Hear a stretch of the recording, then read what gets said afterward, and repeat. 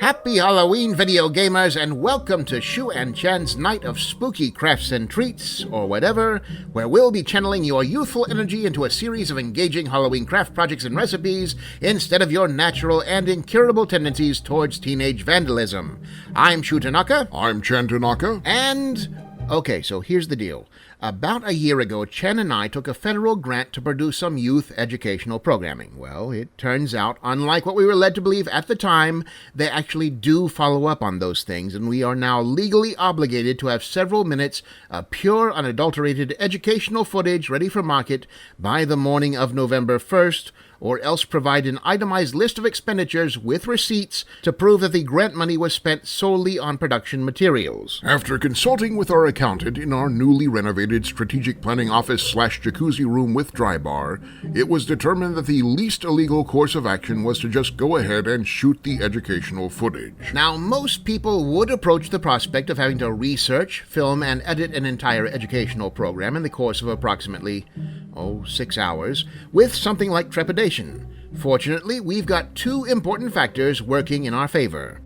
The first is that this is America, and so the definition of what educational content actually can plausibly entail varies widely depending on one's age, geographical location, political leanings, and percentage of mercury in the local water supply. In 6 counties in New England, for instance, it's still technically possible to get an accredited degree in witch burning. The second, and perhaps more important factor in regards to actually getting the work done, is that as soon as he found out we were doing a program, our assistant Arnie basically volunteered to write the whole thing for us for free. Apparently, he's harbored a secret passion for educational programming for some time now. Suspiciously enthusiastic, frankly, and while normally I would not be comfortable entrusting our children's educations to a small furry creature who we regularly have to chase out of the kitchen garbage, this really seemed to be the only solid option to finish under deadline, without severely disrupting our original Halloween night plans of watching horror movies and avoiding trick-or-treaters. We'll see how effective a closed set sign on the porch works as a deterrent. Now then, without further ado,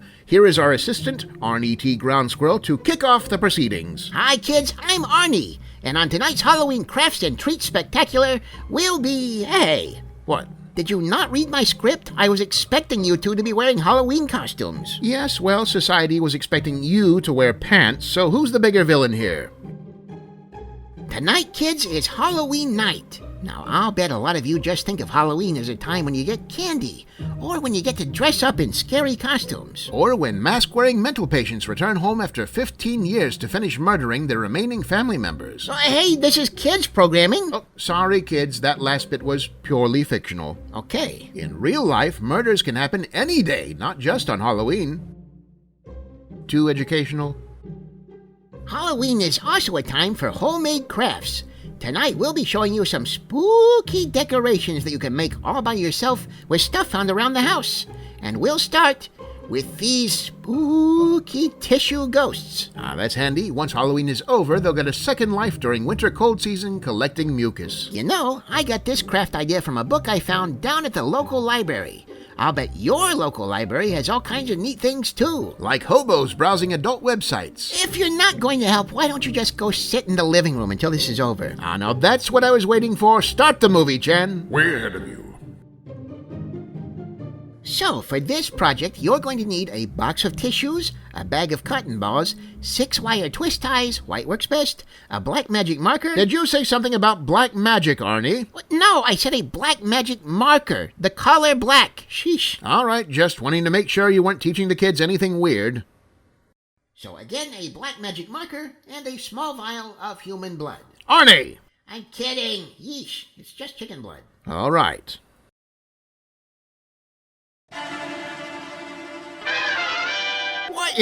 What do you think you're doing, Arnie? You know, that's exactly the kind of reaction I'd expect from someone who didn't read my script. Well, okay, not untrue, but I feel like I'm on pretty solid ground observing that most educational programming aimed at children does not have them drawing occult symbols on the counter in chicken blood. Which makes ours all the more unique and valuable. Anyway, I toned it down from the recipe I found in the book. That one actually did ask for human blood. Who keeps that in the fridge? Arnie, I know we've gone over this before with, quite frankly, shocking regularity, But where in the library did you find this book of craft projects you're talking about? Well, it wasn't exactly in the library proper. It was more down in a sort of basement area behind a roped-off brick wall that had partially collapsed. And did you see any of the warning signs that we've discussed? Black candles, arcane symbols, having to defeat a reanimated skeleton guardian before you can pick up the book? No, it was just sitting on a dusty shelf, I swear. Was the shelf festooned with engraved human skulls?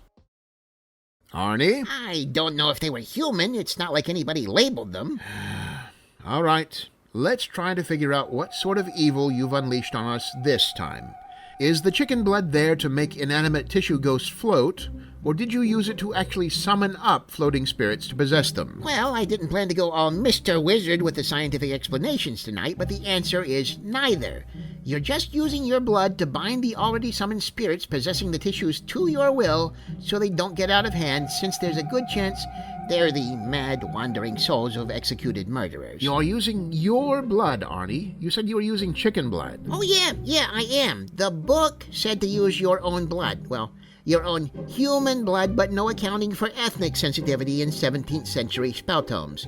But I wasn't just going to open up a vein right here on PBS Kids. We've got to have a talk about what you consider appropriate for children's entertainment. So just to understand the situation right now, through blood magic you have bound these malevolent spirits to the will of the defrosted whole raw chicken in the meat drawer of the refrigerator, and that's the only thing keeping them from killing us right now. You're very reductive in your criticism, you know that? Brother Shu, is there a reason a wadded-up booger napkin is threatening me with a kitchen knife? Hey, put that down. That's for the pumpkin carving segment. You need parental supervision for that. Ow! Cut that out! Well, at least they're not very big. I suppose we should be thankful, Arnie, that as a necromancer, you're not terribly ambitious. I have to admit, this was a wholly unforeseen course of events, and I take full responsibility. But the show must go on. Now let's head to the kitchen, kids, where I'll show you how to make green slime lemon lime freezer pops. Clean up in here, will you? Hey, get back here and exercise these things, you creepy little rat! Ow! Unpleasant as the task may be, brother, it may be on the side of prudence to just deal with this particular task ourselves. But he summoned the souls of murderers here. Yes, while attempting a kindergarten-level craft project, so I don't see that as an argument in favor of entrusting him with another occult ritual. Not unless you want your soul accidentally replaced with popsicle sticks or Elmer's school glue or the like. Well, all right, fair. So what's our play? Fire? A fly swatter? A good hearty sinus cleaning on their defenseless tissuey hides? I don't think either violence or mucus is the solution, brother. These spirits were summoned to this plane of existence, and so too must they now be banished. Right, the book. Arnie, where's the... Arnie, you were in there for like half a minute. Sometimes the application of food coloring requires some trial and error. That's a good tip to remember, kids. That is not a good tip. Where is the book you summoned these little snot goblins from, Arnie? Well, still down at the library. I wasn't able to check it out. My library card is in a sort of contested status in relation to a copy of Hop on Pop that was allegedly checked out 7 years ago. Now, if you dig into it, you'll probably hear some pretty wild rumors about whether or not it was returned and in what condition, with specific cited examples being water damage or someone allegedly pressing sardines between the pages. I'm not interested in your petty and utterly baffling criminal career, Arnie. We need the book to banish these spirits. Oh, no worries there. I made copies of the pages while I was still at the library. Oh, thank heavens, you photocopied them. Photocopying. Now that would have been faster. No, I just kind of jotted them all down. Honestly, at this point, I should just be grateful they're not written in crayon. But you copied them exactly. Yeah, I mean, in shorthand, of course. They had to fit on a stack of Post-it notes. You know how to write shorthand? No. No, you do not. Relax, I can read my own handwriting. See, it's a mystical chant to revoke the spirit's invitation to this plane of existence. It goes, ye sponges shall camp microwave whisker Copenhagen? Well, that's a weird chant. Maybe instead of a chant, these spirits would respond to a blood sacrifice. What do you think, Arnie? Maybe they'd accept a blue ground squirrel with a freakishly large head and terrible penmanship. No, I don't remember that being in the book. Hey! No, listen. I read the pages before I copied them down. The actual wording of the chant isn't all that important. The spirits are already primed to obey your will. You just need to say something theatrical enough to get your intentions across. Go on, give it a shot. Can't hurt. Well, all right. Okay, ghosts, it's been fun and all, but I now demand that you all return to the hell from which you sprang forthwith. Giving him the old dorm room RA treatment.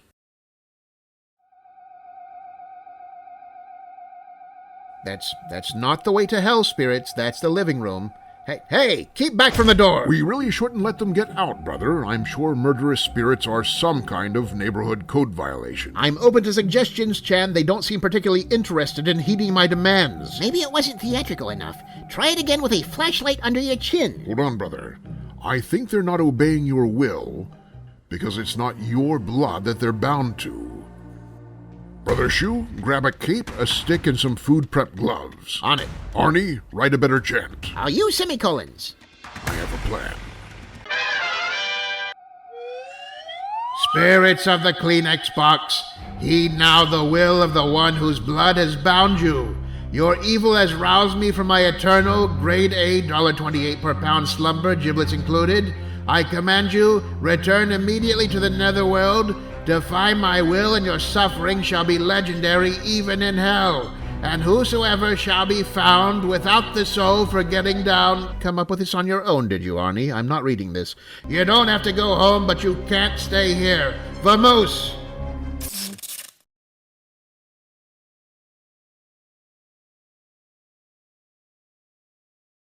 Well done, brother. Yes, I suppose that's one crisis resolved. Let's see if we can get through the rest of the night without another. Arnie? Yes? I'm not optimistic enough to believe that you've learned any sort of lasting, valuable lesson from this debacle, but I'm confident you have enough short-term, dog-like guilt instincts that I can leverage your obedience for the rest of the evening. I want you to put our headless necromancer back into the refrigerator before we contract salmonella poisoning, and I'm trusting you to finish filming the educational program in the kitchen doing Halloween snacks. No more craft projects tonight, just safe, boring food. Chan and I are going to go back to our movie marathon, and once you've got 12 more minutes of footage in the can and the kitchen counter cleaned, you can join us. Your next words will be okay, or I will murder you. Okay.